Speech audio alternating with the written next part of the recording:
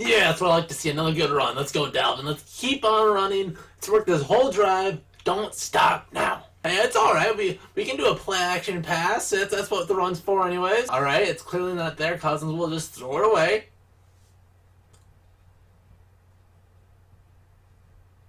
What the? Hey guys, what's up? Josie back here again, and let's talk about this Minnesota Vikings versus Green Bay Packers border battle, week 2. And let's see how everything went down. So let's start off with their very first drive of the game. The Packers got the ball first, and they marched down the field, starting off with a long ball play action pass to Davante Adams, which set the tone for their first 3 series, where play action set up that good run game, which was phenomenal in this game for the Packers, but really both teams, and throw it to their only good receiver, and they made plays, and they started off 7-0, but the Vikings got the ball back, and they were driving. They had a third down near the red zone. They threw it up. Stephon Diggs had a hand on it, but he couldn't haul it in, and looked like some hand fighting on the route. Looked like there was an arm bar pretty clearly, actually, on Stephon Diggs, but no flag. So you know what? If they're gonna let them play, let them play. I don't care, but be consistent throughout the game, which, spoiler alert, they were not. So the Vikings had to send out Dan Bailey, and in Minnesota Vikings fashion, he shanks the field goal, which sets up the Packers with good field position. They march down once again. Touchdown, 14-0. This game looks fun. So the Vikings, needing to get a score, sends Kirk Cousins back onto the field, and he does what he does best. Now, doesn't fumble once, but fumbles twice. The second one, the Packers recover. Great field position once again. Another touchdown. 21-0. Is this going to be a blowout? Oh my god. But the Vikings do finally respond. Not only scoring a touchdown on offense, but Mike Zimmer made a change. And the whole first quarter, a big reason why the Packers were able to drive the ball so well, Zimmer was like, alright, Rhodes, elite cornerback. Adams, elite wide receiver. Put them one-on-one, let Rhodes win those battles.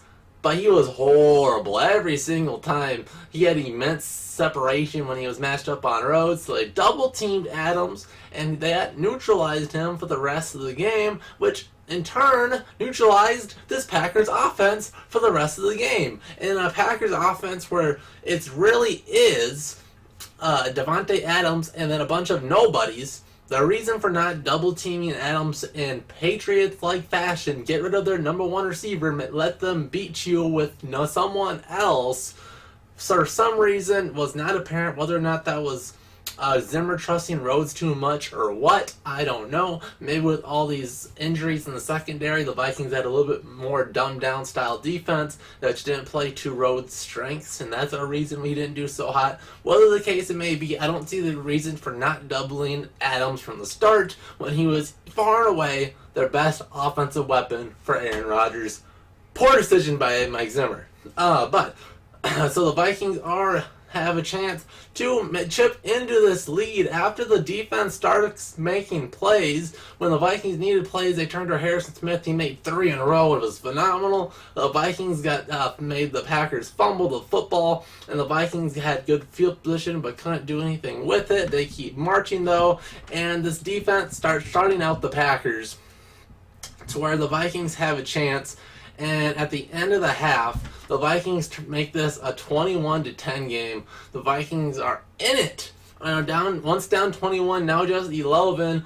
And the third and fourth quarters remains about the same as the Vikings keep shutting out the Packers. This double teaming their far and away best weapon seems to keep working. But the Vikings offense has not been doing so good.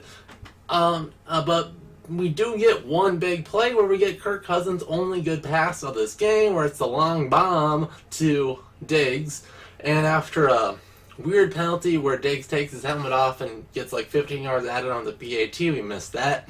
So then it's 16-21. That helmet penalty is a little bit strange because you see it happen all the time when there's no flags then. I think Diggs said something to the ref and he did not like that, so that's why we saw that flag. But then for the rest of the game, we saw Cousins miss plays, intercept it, and then we had a chance at the very end, and we got that horrible horrible interception in the back corner of the end zone. People call that bad defending Cousins. People are saying that's a bad play call. And to their point, when those bootleg play actions were not working all game, and Stefanski kept going to it for whatever reason. I usually like play action after running the ball so well. That's the idea of play action. It's your run fake into a pass. But that tight style was not working in this game. But regardless, it's rollouts. Cousins can run. Cousins can throw it away easily. Cousins can check it down. And instead, he lobbed a prayer up to the corner of the end zone, intercepted on a ball, which was another one which could have been pass interference and probably was a drop. But the ref said, all right, it's Packers ball, whatever. And the Vikings dropped the border battle 21-16. So let's talk about the box score in this one, because this one was a long game in this one. This one's a game where I thought this is kind of like when a pitcher in baseball struggling from the start, but gets it together and gets his stuff just good enough to keep his team in the game, and they can come back and win at the end. This is the type of game in that when Cousins had that long touchdown pass to Diggs, I'm like, all right, he clearly isn't as accurate or on it as he could be, but he's playing just enough, and the team is helping him just enough where we can come back and win it. But a few penalties, a few horrible throws, and the Vikings couldn't turn the corner. So let's look at Cousins, because a lot of fans are saying this is the game where I no longer trust Kirk Cousins. The Cousins experiment is over. Call back Kyle Sloter. Bring him back on the team. We are done with Cousins. This was just, even though I think he was worse last year, week 17 against the Bears, that was the Bears defense. Even Packer fans would agree their defense was way better than theirs is this year, even though their Packers defense is vastly improved. But they held Cousins. He completed only 14 passes on 32 attempts, which, horrible. 230 yards. The 7.2 average, 1 touchdown, 2 interceptions, only 1 sack for 7 yards. I think our offensive line has been playing fine. What doesn't show up in the passing stats is his fumbling. He had 2 fumbles, lost 1. That's just horrible. And he also threw a pass right to a Packer defender who dropped it. So it easily could have been a 3 interception and 2 fumbles lost day for Cousins, which is absolutely inexcusable. That's the type of a performance if it's a 35-year-old quarterback gets benched for the young guy. It was just a very poor day for Cousins. But small sample size. It's week 2 under this new offense, so hopefully he can pull it together. I'm not going to throw the flag on him yet, but this was definitely one of those games where he can just have a mediocre game and the Vikings win this one. But he does not do that when we lose. So for you Packer fans, that's really good news for you, because when Kirk Cousins loses to your team, that means your team is most likely over an 8-8 team. You'll have a winning record. Green Bay, good luck. But the Vikings running game, on the other end, phenomenal. Dalvin Cook, 20 carries, 154 yards, a 7.7 average, and a touchdown. Dalvin looked so good, and then complemented with Madison's. Only had the 4 carries, but got 25 yards. What a duo the Vikings have in the backfield, and I love what we have. I mean, I love Mike Boone, but no reason for him to get carries. Abdullah had the 1 for 2, whatever. So I really like what the Vikings have with running the football. I think Madison is already better than Murray, at least scheme-wise. And then Dalvin Cook just having probably the best running back year the Vikings had since 2012. Adrian Peterson was MVP that year, by the way. So I love what the Vikings did in the running game. The passing game was very strange. Adam Thielen, 5 receptions on 8 targets, 75 yards, which is about an average-ish day for Adam Thielen. But he had the 1 push-off penalty, which called for offensive pass interference, which the Vikings got a handful of times in this game, which was just bogus. You see that all the time. And it should have been another first down pass, which kept the drive going, but it didn't work so good. Chad Beebe had the 1 catch for 61 yards. Hey, Chad Beebe showed up. That's pretty cool. And Stephon Diggs, the most uncharacteristic, bizarre game for it, probably his whole career. On the stat sheet, he only recorded the one bomb for the catch for the 49 yards and a touchdown. He had 7 targets and only the one catch. Now, of course, one of them, he caught it, and then they said that in the replay, they said Dalvin had blocked the corner or defender, so it's offensive pass interference on Dalvin. So on the replay, they turned it back, which was just bogus because that was nothing.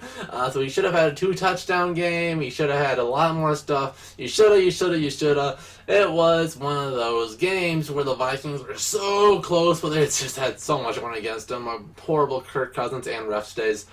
I don't even think you have to be a homer to say the refs were bad. Tony Dungy said that call was bogus, and that's a huge game changer in this one. If the Vikings get those points back, who knows what happens. It's a totally different game.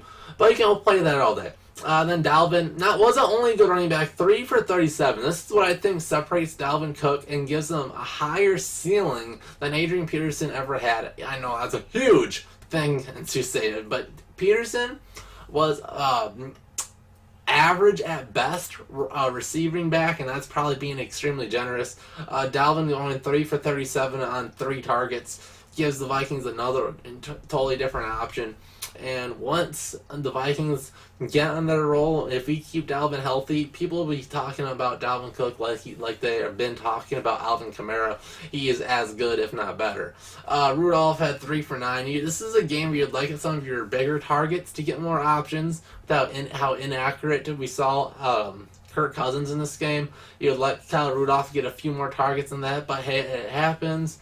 And that's basically it for the Vikings on offense. But for Green Bay, despite how well they started off with 21 points in the first quarter, well, I guess 14 points first quarter, 7 came in the second, but they held Aaron Rodgers to 23 completions on 34 attempts, 208 yards, 2 touchdowns, which at the end of the day is a underperforming performance for Rodgers. For starting out so good, the Vikings made their changes and they shut down the Packers the rest of the game. That was great to see.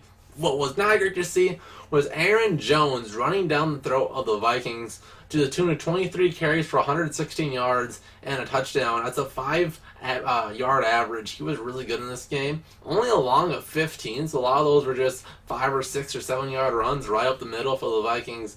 And the Vikings have really had a tough time stopping it. So this was a game where you'd like this run defense to show up. The Vikings signed Shamar Stephen because he was a superior run defender than Sheldon Richardson. And he has not showed up at all in the run-stopping game. And you would love to see if that would be an option. But he has not looked good. I think Mataafa has looked way better, despite being in a very specific role for the Vikings. I don't think Mataafa is the answer on first and second down quite yet, but I really like what we have out of our pass rushing defensive tackles. And if Stephen is not getting it done in the run game, why not add some pass rush out there at some point if he does not figure it out soon? But moving on, we have the receiving game, and like I said, the Packers literally have one good receiver. Davante Adams got 7 catches on only 9 targets for 108 yards. Stop this guy. I would be willing to say that he probably got 80 of those yards in the first quarter, and the Vikings just let Rhodes be on him.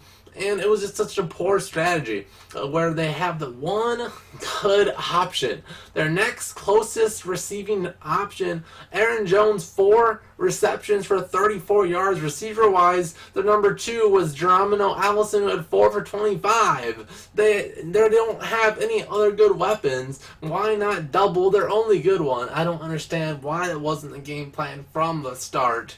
But you learn and you lose. So that's what happens in this one for the Vikings defensively.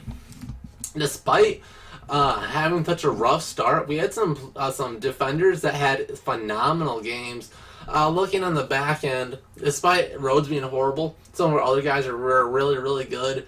Harrison Smith, phenomenal. He looked like the elite best safety in the game in this one, just flying through. When the Vikings needed to make a play, Harrison Smith made 3 elite plays in a row, just stuffing the Packers. J-Ron Curse filling in at full-time nickel, phenomenal. Looked absolutely so good out there. If the Vikings for some reason cannot sign Mackenzie Alexander, it's not looking too bad if we had to have J-Ron out there all season. He's looked that good out there. That I would not mind it, but I would rather them sign Mackenzie. But also, Anthony Harris continues to look really good out there at safety. So all 3 stat sheet, or on the roster, we'll call them safeties. All 3 safeties played very good. Pass rushers, Everson and Daniil, going against all-pro offensive tackles, owned them in this game. Everson Griffin is currently leading the league in total pressures. Daniil Hunter got the sack. He was great. So you love what you see out of the back end and the front of this Vikings defense. But that was really all the only noteworthy ones. The linebackers played fine, but when the running backs running so well, you have to give the blame to the defensive tackles and the linebackers, and you'd like them to play a little bit better, especially Shamar Stephen, who's supposed to be that guy. So that was your Vikings game review, where it was a game where you would like the Vikings to be able to battle through this rough start. They looked like they were this close. The 5 points was such a big difference. Starting out 21-0, you like the fight. I like the analogy I made earlier where, this looked like a game where your starting pitcher in baseball gives up a couple runs in the first inning where he clearly doesn't have his stuff, but the rest of the team battles back. He does just enough. The bullpen puts some zeros up, and you come up with the win at the end of the day.